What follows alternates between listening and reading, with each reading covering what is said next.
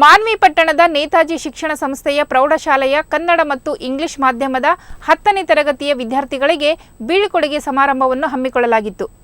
ಈ ಸಂದರ್ಭದಲ್ಲಿ ಮಾತನಾಡಿದ ನೇತಾಜಿ ಶಿಕ್ಷಣ ಸಂಸ್ಥೆಯ ಕಾರ್ಯದರ್ಶಿ ಕೆ ವಿಜಯಲಕ್ಷ್ಮಿ, ಇತ್ತೀಚಿನ ದಿನಗಳಲ್ಲಿ ಕೇವಲ ಅಂಕಗಳಿಗೆ ಪ್ರಥಮ ಆದ್ಯತೆ ನೀಡಲಾಗುತ್ತಿದೆ. ಇದು ಸರಿಯಾದ ಕ್ರಮವಲ್ಲ. ರ್ಯಾಂಕ್ ಬಂದ ವಿದ್ಯಾರ್ಥಿ ಸಮಾಜಮುಖಿಯಾಗಿ ಕೆಲಸ ಮಾಡಬೇಕಾದರೆ ಅವರಿಗೆ ಉತ್ತಮ ನೈತಿಕ ಮೌಲ್ಯಗಳು ಅಗತ್ಯ. ಆದ್ದರಿಂದ ನಮ್ಮ ವಿದ್ಯಾರ್ಥಿಗಳಿಗೆ ಅತ್ಯುತ್ತಮ ಶಿಕ್ಷಣದ ಜೊತೆಗೆ ಸಂಸ್ಕಾರವನ್ನು ಕಲಿಸುತ್ತೇವೆ. ನೀವು ಜೀವನವಿಡೀ ನೈತಿಕ ಹಿನ್ನೆಲೆಯಲ್ಲಿ ಬದುಕಲು ಯತ್ನಿಸಿ ಎಂದು ಕಿವಿಮಾತು ಹೇಳಿದರು.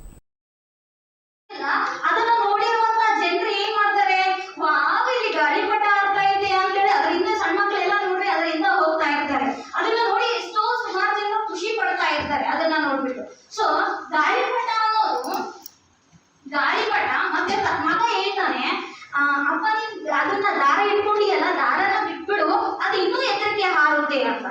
ಅದು ಗಾಳಿಪಟ ದಾರ ಬಿಟ್ರೆ ಇನ್ನೂ